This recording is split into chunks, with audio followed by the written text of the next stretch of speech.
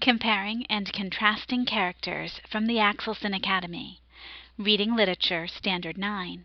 With prompting and support, compare and contrast the adventures and experiences of characters in familiar stories. In Robert Marzano's research on instructional strategies, being able to identify similarities and differences has shown the most significant increase in student achievement. Any effect size change over 0.8 is considered large. Instructional strategies that focus on similarities and differences produce an average effect size change of 1.61.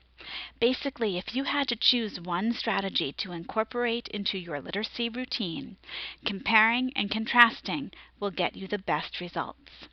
Of course, Marzano notes that combining or using multiple strategies in the classroom further increases effect size change, so you really wouldn't want to limit yourself to just this strategy. This standard asks you to compare and contrast the adventures and experiences in familiar stories.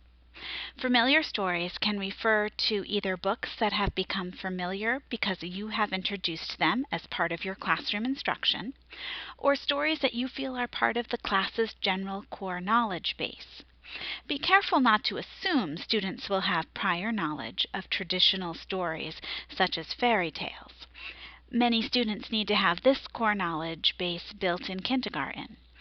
This standard could be a place that you provide exposure to accepted literary knowledge.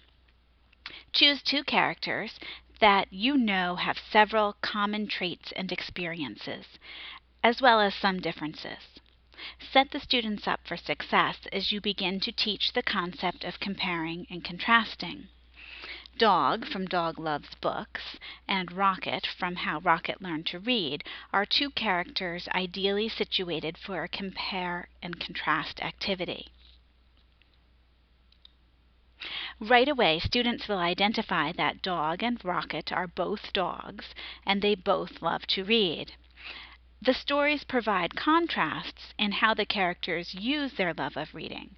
Rocket works to learn to read and practices new words with his friends. Dog opens a bookstore and is able to recommend all types of books to his friends.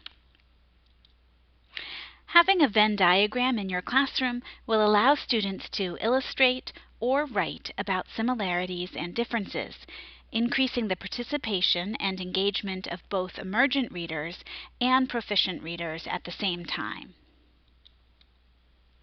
This has been Comparing and Contrasting Characters from the Axelson Academy.